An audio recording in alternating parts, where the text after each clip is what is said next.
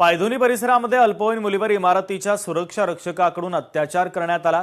सुरक्षा रक्षक पोलिसांच्या ताब्यात आहे। सुरक्षा रक्षकावर पोक्सो अंतर्गत गुन्हा दाखल केल्याची पोलिसांची माहिती आहे।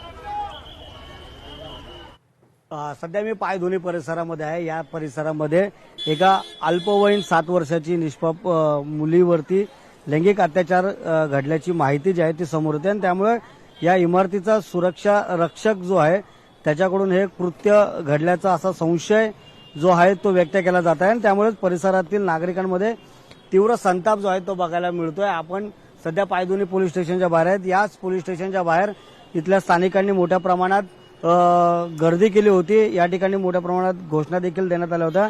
तात्काळ जो आरोपी आहे त्याला पकडण्यात यावं असं देखील म्हणण्यात येत होतं, पण मात्र जी मुलगी आहे तिला तिची प्रकृती सध्या ठीक नसल्यामुळे तिला तात्काळ वैद्यकीय उपचारासाठी रुग्णालयात दाखल करण्यात आलं आहे।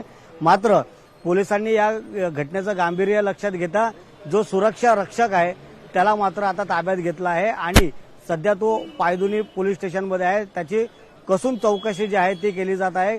त्याच्याकडून नेमकी काय कशा पद्धतीने ही घटना घडली त्याची सविस्तर माहिती पोलीस आता जाणून घेत आहेत। आंदोलक जे होते त्यांना सध्या बाजूला केलेलं आहे आणि त्यामुळेच पोलिसांकडून कसून चौकशी जी आहे ते केली जात आहे। कॅमेरामन यस मी मनीष गांगुर्डे, लोकशाही मराठी, मुंबई। संबंधित जे आहे आरोपी ताब्यात घेतलेला आहे आणि या अनुषंगानं जे आहे आपण रितसर एफआयआर दाखल करून अधिक तपास चालू आहे। यातील जो आरोपित आहे तो तिथे जे गोडाऊन आहे त्यातला वॉचमॅन आहे, त्या अनुषंगानं आपला अधिक तपास चाललेला आहे। ही लहान मुलगी आहे, त्या अनुषंगानं आपण पॉक्सो ऍक्टनुसार गुन्हा कलम लावतोय। त्याचबरोबर ज्या पद्धतीनं सेक्शुअल इंटरकोर्स झाला आहे त्या अनुषंगानं बलात्काराची पण कलम आपण लावलेला आहे।